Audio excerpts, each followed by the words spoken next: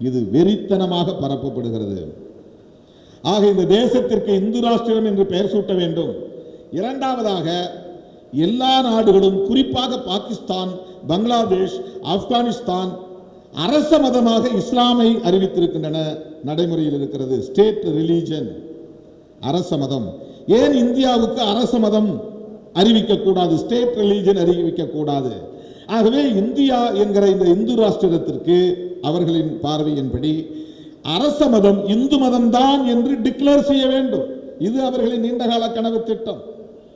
இந்த இரண்டையும் நடைமுறைப்படுத்த முடியாத அளவுக்கு இங்கே முட்டுக்கட்டையாக இருப்பதற்கு எது காரணம்? தமிழக மக்கள் ஒற்றுமை மேடை இங்கே கூட்டம் போட்டு பேசுவதற்கு எது வழிவகுக்கிறது? 17 மாநிலங்களில் தொடர்ச்சியாக நடக்கிற போராட்டங்களில் எது அதிகமாக பேசப்படுகிறது என்றால், இந்த சட்டம் இந்திய அரசியலமைப்பு சட்டத்திற்கு எதிரானது என்று பேசப்படுகிறது, அன்கான்ஸ்டிடியூஷனல்.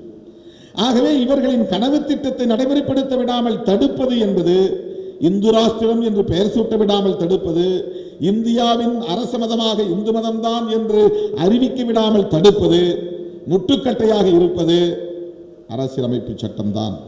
இன்றைக்கு இருக்கிற நடைமுறையில் இருக்கிற அரசியலமைப்பு சட்டம்.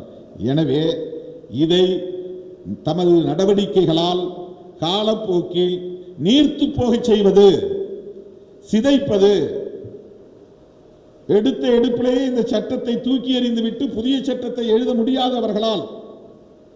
ஆகவே காலப்போக்கில் இப்படிப்பட்ட நடவடிக்கைகளின் மூலம் இந்த சட்டத்தை செயலிழக்க செய்வது. இதற்கு மாறாக ஒரு புதிய அரசியலமைப்பு சட்டத்தை, மனு தர்மத்தையே அரசியலமைப்பு சட்டமாக எழுத வேண்டும் என்பதுதான் இந்த 3 முக்கியமான செயல் திட்டம் சங் பரிவார் அமைப்புகளின் செயல் திட்டங்களாகும். இந்து ராஷ்டிரம் என்று பெயர் சூட்டுவது, இந்து மதத்தை அரச மதமாக அறிவிப்பது, அதற்கு அடிப்படையாக பாதுகாப்பு அரணாக விளங்குவதற்கு ஒரு புதிய அரசியலமைப்பு சட்டத்தை எழுதுவது.